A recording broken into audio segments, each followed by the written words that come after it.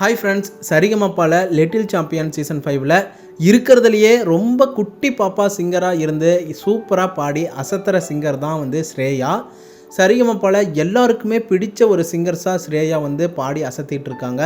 கடந்த வாரங்களில் மலரென்று முகம் என்று சிரிக்கட்டும் அப்படிங்கிற ஒரு சூப்பர்வான பாட்டை செம்மையாக பாடினாங்க. கேட்கவே அற்புதமாக இருந்துச்சு. ஸ்ரேயா எந்த பாட்டை பாடினாலுமே அவங்களோட வாய்ஸில் கேட்க அற்புதமாக இருக்கும். ஏன்னா ஸ்ரேயா வந்து அந்த பாட்டுக்கான எக்ஸ்பிரஷனையும் ஆக்டிவிட்டீஸ், நோட்ஸ், லைன்ஸ் எல்லாமே வந்து அந்த அளவுக்கு எக்கச்சக்கமாக கொடுப்பாங்க அப்படின்னே சொல்லலாம். சரிகமப்பா செட்டில் இருந்த எல்லாரையுமே ஸ்ரேயா செம்மையான பர்ஃபார்மன்ஸை கொடுத்து என்ஜாய் பண்ண வச்சாங்க. ஆனால் ஜட்ஜஸ் சரண் சார் மட்டும் ஸ்ரேயா பாடி முடிக்கிற வரைக்குமே க்ரீன் சிக்னல் வந்து கொடுக்கல. சரண் சார் என்ன சொல்லியிருந்தார்னா, ஸ்ரேயா நீ க்ரீன் கலர் ட்ரெஸ்லேயே வந்திருக்க, அதனால தான் நான் க்ரீன் சிக்னல் வந்து கொடுக்கல. நீ ரொம்ப சூப்பராக பாடிருந்த, எனக்கு ரொம்பவே பிடிச்சிருந்துச்சு, வியப்பாக இருந்துச்சு. ஆனால் இந்த வாரம் உன்னுடைய கோல்டன் பர்ஃபார்மன்ஸுக்கான அந்த டாப் ஸ்கோரில் கொஞ்சம் உன்னுடைய பர்ஃபார்மன்ஸ் வந்து கம்மியாச்சு. ஸோ அதனால தான் கோல்டு கொடுக்கல அப்படின்னு என்கரேஜ் பண்ணியிருந்தார்.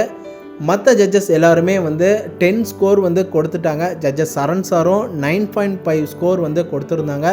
ஸ்ரேயாவுக்கு செம்மையான ஒரு ஸ்கோர் தான் கடந்த வாரங்களில் கொடுத்துருக்காங்க. செம்மையான ஒரு பர்ஃபார்மன்ஸ், எனக்கு ரொம்பவே பிடிச்சிருந்துச்சு. ஸ்ரேயாவோட பாட்டு யாருக்கெல்லாம் ரொம்ப பிடிச்சிருந்துச்சுன்னு கமெண்டில் சொல்லுங்கள். தொடர்ந்து அடுத்தடுத்த வீடியோஸ்க்கு நம்ம சேனலை சப்ஸ்கிரைப் பண்ணி சப்போர்ட் பண்ணுங்கள். And bell icon